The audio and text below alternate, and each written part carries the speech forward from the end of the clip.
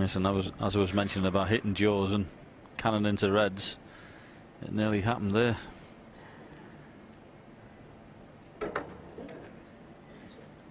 Extension.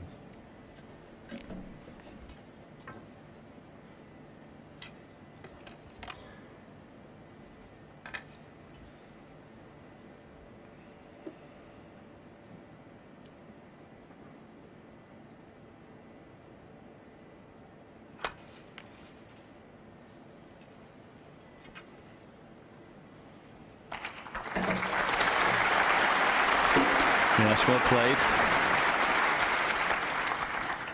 Virtually forcing Ding into playing safety shot off these reds now, so has to be careful here.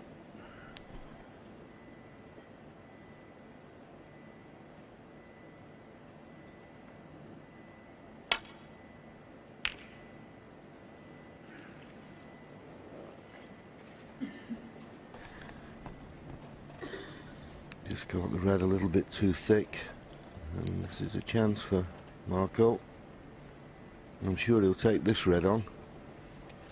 Will he play for the pink or the black?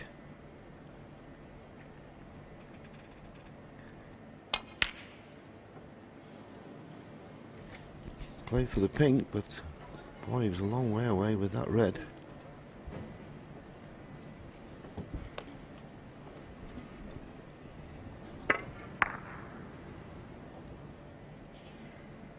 Didn't even get in the jaws.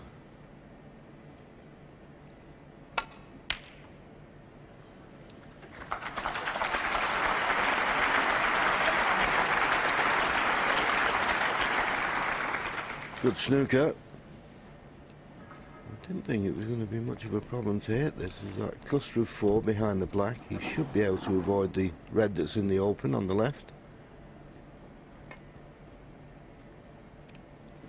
Oh, it's pacey and he's too narrow, is he? Well, he hits it, but what a careless shot that was. John, why has he played it that way? Surely twice across the table, coming in the other angle for the reds on the right-hand side is the shot to play. You can't leave one. I don't honestly know why he played it that way. You're virtually impossible to leave a red playing at the other side. And now, not only has he left the red, perfect angle on the black. Very strange way to play that. Yeah, and well, he did hit the red, but so you could say he just hit it much too hard. But as you say, the way he went was very risky, and it could cost him here.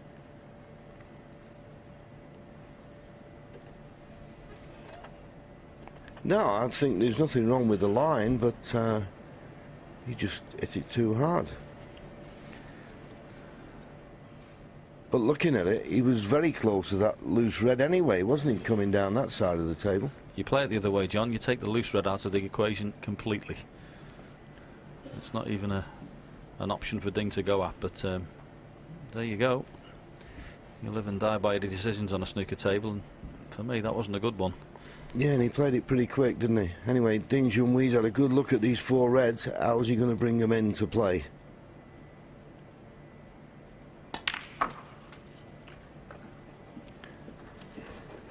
Well, he decided to go into them with pace. Sometimes you can play a controlled cannon, but he felt that he needed to split them open, and this red does go to the right corner. So it's pretty good. He's just 5 points behind. Frame-winning chance, you'd have to say. I don't blame him for having the cue ball clean there. Sometimes these little shots can get a kick. 9. And you feel certain that the red on the left-hand side is going to be very key in this frame. I fancy Ding removing these 2 reds. It's all about what he can do with that red on the left-hand side. 16.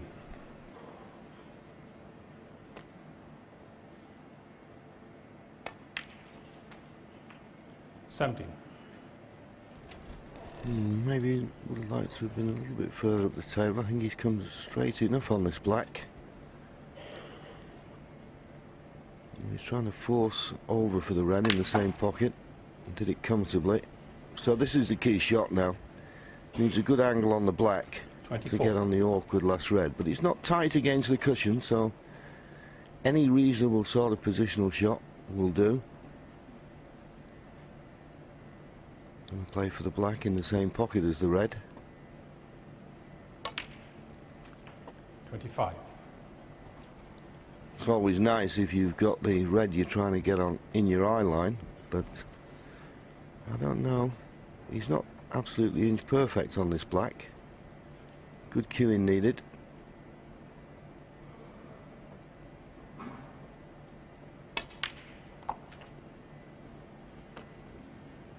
No, not good enough. 32. 19 points the lead. Looking at the scoreboard, red, black, yellow would be sufficient. Will that tempt him into the double? It's a possibility, and he's got the brown as a little bit of insurance. Is it worth the risk? Well, we've been talking all week about how Ding Junhui's matured as a snooker player, and his shot selection's improved, and a much all-round better player. We'll find out now what he's going to do. Would you play the double, John? Oh yes, I wouldn't even think about it, to be honest with you. You know, it's helped a bit by the brown being safe, but if he knocks this double in, he gets on the black, you feel.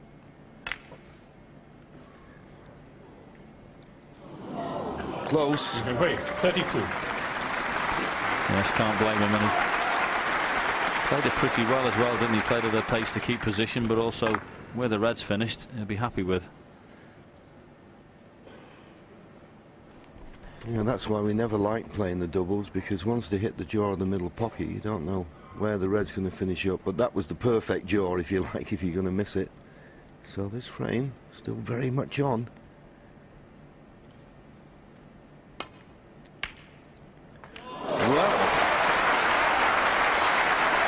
I didn't expect him to play the pot. I mean, I'm not doubting him, but did he play that? There was no hand up of apology or anything like that, so I presume he did. I don't think Ding can quite believe that red went in. But he certainly played this, and if it rolls another inch, he's got an excellent snooker. Fabulous shot. And of course the key to that shot, John, was he brought the brown into play. Yes, and brought it into play right in the middle of the table. Great shot that was. Very well thought out. So the frame now wide open.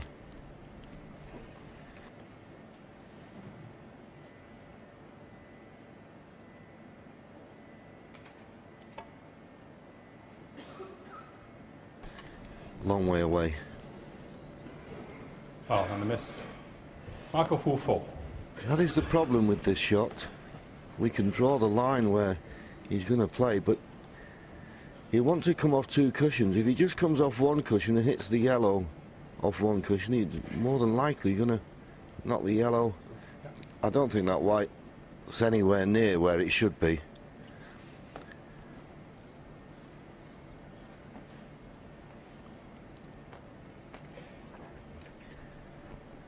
Yes, I agree with you, John. That's not in the right place there.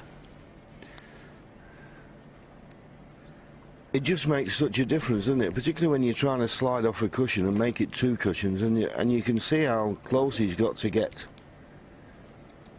to that corner pocket.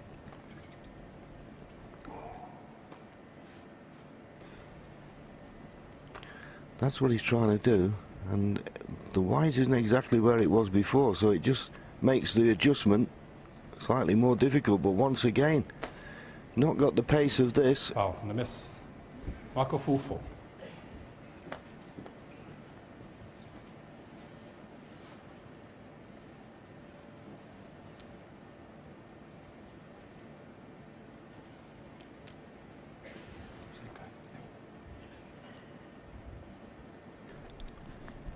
Now, third attempt.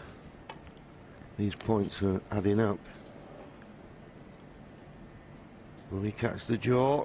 That's what will happen, you see. You get so close to the pocket, you catch the jaw, and you don't hit the yellow.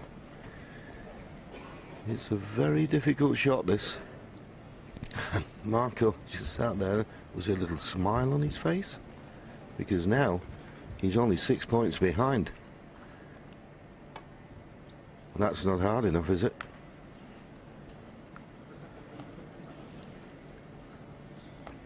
Foul and a miss. Marco full. This misrule at the end of frames, John, what a difference it makes. It does, but it's in this situation, it's absolutely right. I mean, you know, Ding can get down and play this a lot harder and hit the yellow full-bloodedly, but he doesn't. Of course, he doesn't want to. That's his choice. And he doesn't want to hit the cushion and miss the yellow, otherwise he'll leave it on. He'll leave it on. Foul and a miss. Marco full.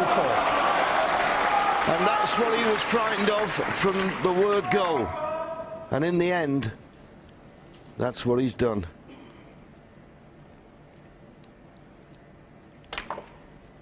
That makes the points level. Marco Fu, to win his third frame of the evening, now needs green, brown, blue and the pink.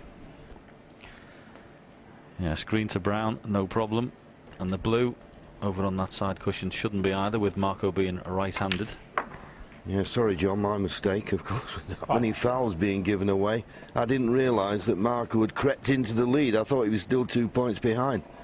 So just brown and blue needed. What a snooker that turned out to be. And the last red, well, I question whether he even played the pot, but it's turned this frame on its head.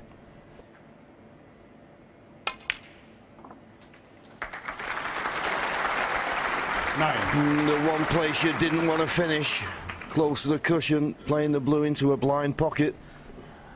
Yes, and more importantly, close to the blue. At least if you're further down the table. I always felt as if you could see the angle a little better. When they're close like this, it's very difficult to work out. Oh, this is a big shot. Yeah, you just feel that he's going to take it on, but it's missable. A lot of hard work's gone into this frame.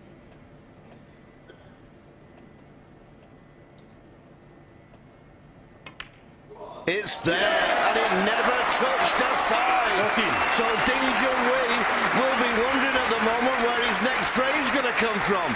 He started the evening 6-2 in front. It looks certain now to be 6-5.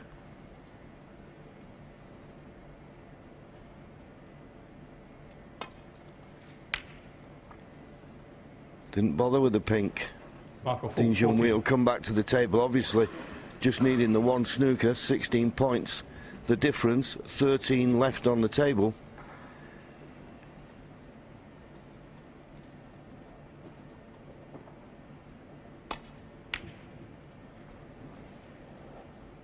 It's not a bad line. It's not a bad line. It's a perfect line. Well, I now beg the question, John, why did Marco Fu try and pop the pink? Well, you're quite right, John, but that is a wonderful shot from Ding. And it's just got enough space to go round the back of it. It's one of those, if it was nearer the jaws, it'd be virtually unmissable. But where it is, it's one of those ones you can go right round the angles and miss it by a wafer. Yeah, you won't see many better snookers than that. And if he's going to come off the left-hand side cushion first, then this pink is definitely missable. I'd do anything here but play this shot. And he's missed the pink, it's gone in the pocket. And Ding Junhui, from looking down and out in this frame, is just the pink and black away from winning it. What a turnaround.